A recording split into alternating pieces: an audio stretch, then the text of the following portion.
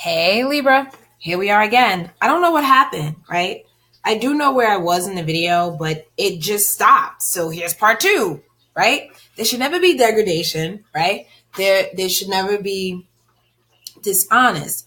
It should always be like, like even if you have to yell, like you hurt my feelings, you hurt me. I hope for this. It didn't work out. It should never be like, oh, you know, I should have never trusted you anyway. Like, is that true? Like, you wanted to trust them, you love them, or you wanted to be with them, or whatever, or you wanted the situation to happen, and it just didn't work out, or you're hurt, or you got hurt, whatever. Just be honest with people. When you're honest with people, it puts them in a place where they have to then be honest with you. When you find that, you know how they say, like, you get what you give, it's that type of thing. Honestly, I use my real feelings more often now, not just because it helps me get them out and I feel like it's more productive, but I use it because, believe it or not, when you actually start telling people your real feelings, oh my God, you will stop them in their tracks. They expect to, the regular rigmarole, start arguing, the name calling, the degradation. Well, you did, no, you did, no, you did, no, you did. What does somebody say when you say, look, you really hurt my feelings, I'm super disappointed, I was really counting on this? What are they gonna say? I'll wait. It's like nothing else to say. That's when, you can get those moments where somebody says, oh my God, I'm so sorry, I didn't mean it to be like this, I really wanted to be different too. And then you realize that you both kind of wanted the same thing, but just bobbleheads in the night, you don't know really what you're doing, and you're trying to figure it out together. See how something, negative could bring you something positive. You start to realize we both don't know what we do. We're both like, two blind men in an alleyway. Nobody knows what's going on. Just people doing things everywhere. Whatever, I'm just saying. Okay? The next card is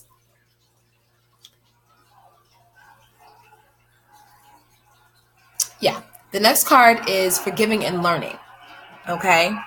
Forgiving and learning. I feel like this card is important. If you look here, this man is trying to give forgiveness to this woman. This woman wants forgiveness. And it's almost like it takes these two angels missed here to come in and help in order for this to happen. He's trying really hard. Look at his face. You can tell. He's like, look, I don't know, but, I don't know. I kind of want to, but I mean, listen, it's a lot. It's a lot. He's like, you can see him going through it. It's almost like you can see him turning the pages of the story in his head. Like, this happened, that happened, this happened, that happened. And here she is. I care for her, but this, it's a lot. It's almost like he pat on her head. Like, all right. It's a lot. You can tell it on his face, All right. I love jokes, right? So it says, as you release and heal your past, you experience more love in the present moment. And this is what we've been talking about the whole entire time. We're talking about when things don't go well, kind of letting the chips fall to where they may, and kind of just accepting it as part of the experience, as part of kind of like what happened in the interim, okay? And learning from that, trying to be honest with your feelings and giving other people a chance to be honest with theirs, right? Not so quick to be, the Queen of Swords in reverse and just start cutting people off and telling them exactly what you think of them. And a lot of the thoughts are not really coming from the real place that you really think of them. It's coming from a hurt place. Last card, Serenity, since this is a part 2 to your video, okay? The Serenity card. The Serenity card, it talks about what we talked about earlier, about you're going to find this peace inside of you in order to go on and attract this to yourself, right? Because we attract ourselves. Our outside life is a reflection of our inside, the way we are, our well-being inside. So it says the most important relationship you can ever have is with yourself. It says this is the time to honor, nurture, and love yourself more by seeking out and removing negative feelings. It says, it says, this is the time to honor and nurture and love yourself more by seeking out and removing negative feelings and emotions that are left over from yesterday. Don't let your past issues and resentments interfere with your serenity today. Okay?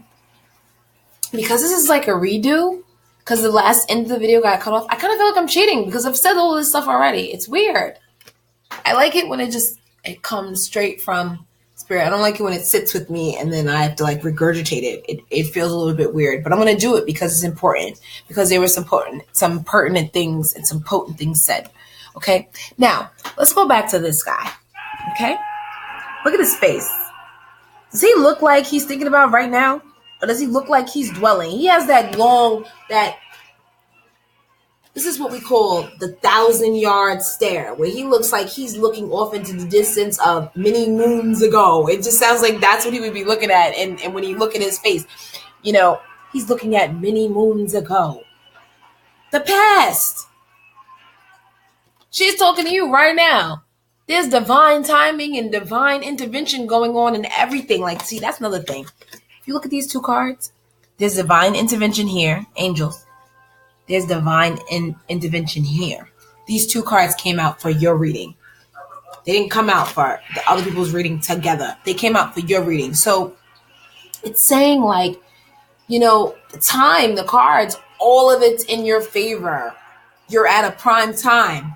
But yesterday, bro, both of these people have this 1,000-yard stare on their faces, even though they're in a situation where people are trying. This woman is trying to be forgiven. She wants to say, I love you, forgive me, please, I want to be with you, whatever. Same thing here. This woman is like, hey, are you here? Like, I'm talking to you. Like, this is not just about love. This is about the relationships in general that we foster in our lives, Libra. Like, dwelling on the things and the mistakes that people have made, it's not going to help you. Unconditional love for yourself and unconditional love for others is the key. Forgiving and learning from these situations, okay? Serenity, finding the peace within inside of you. We've had this conversation. It was a long conversation, like a 22-minute conversation where we talked about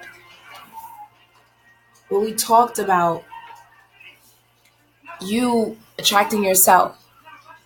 So if you learn to give more unconditional love to yourself and stop beating yourself up too for the times that you thought it was going to work out and it didn't, that's okay. Hopeful. At least you have hope. Okay? There's a lot of people walking around here who don't even have the faith to muster to get to where they're going. They just don't. That's the reason they'll never get there, because they just can't believe enough. You actually do. You're walking around with this cup trying to give it to everybody, and then you're disappointed when someone doesn't take it. It's okay.